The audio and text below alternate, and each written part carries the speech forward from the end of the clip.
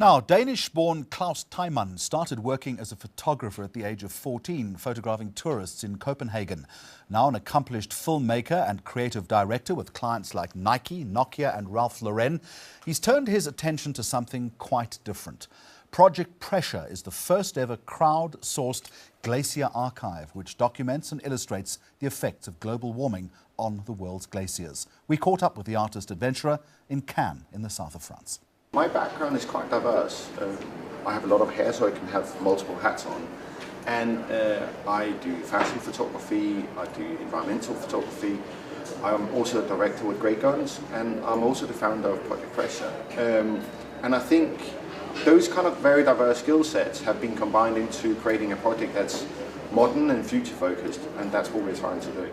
My idea for Project Pressure started with a great affection and love for the cold. And I also have a fascination for the unknown and the maybe undocumented.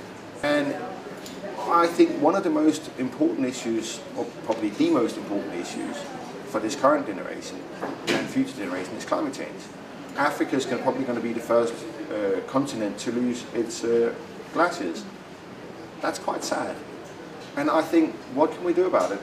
We can inform people, we can educate people, but short term there's no solution. So let's at least have a very good visual archive of what the world looked like.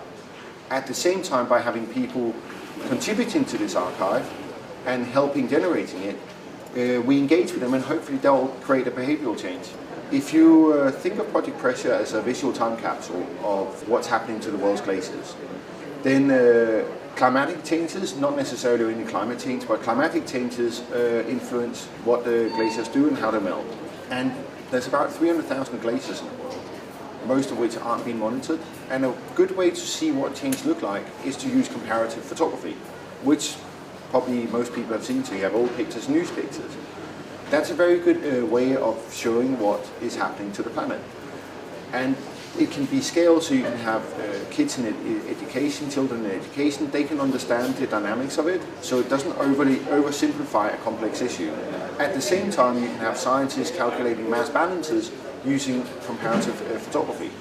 And essentially, that's the toolbox that Project Pressure is creating. So we're set up in conjunction with a lot of scientific organizations, arts organizations, and essentially it's a networked activity where everybody brings something to the table.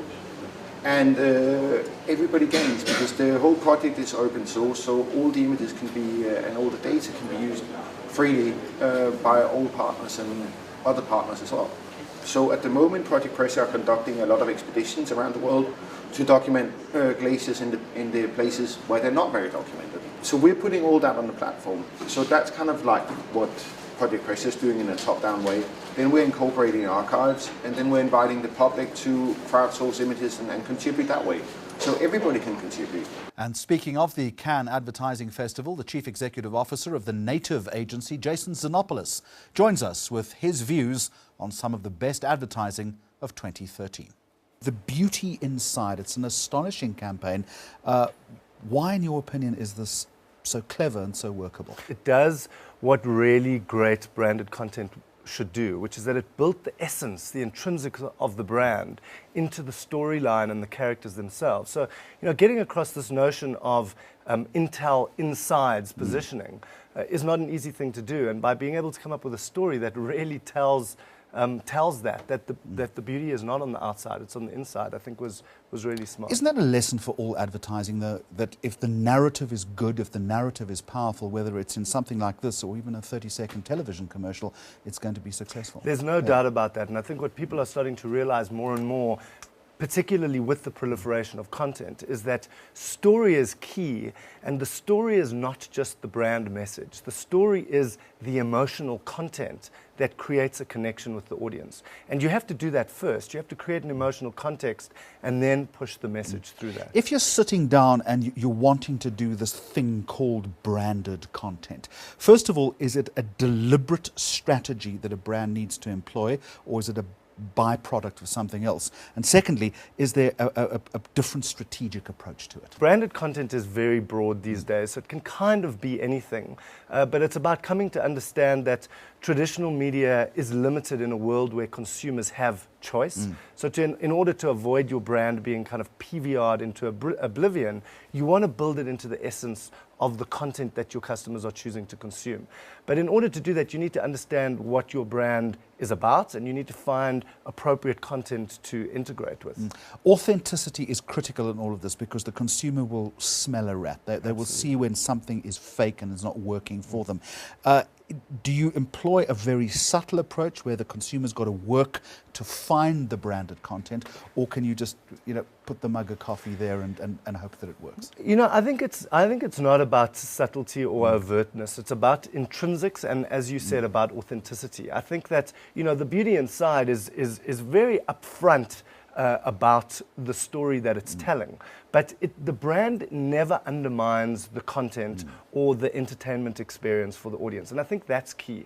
When product placement or brand positioning within a piece of content is gratuitous or in some way interrupts my viewing experience, then it becomes, dilutive. There are a couple of different episodes as far as the beauty inside is concerned, different incarnations. You don't think it goes on a bit too long?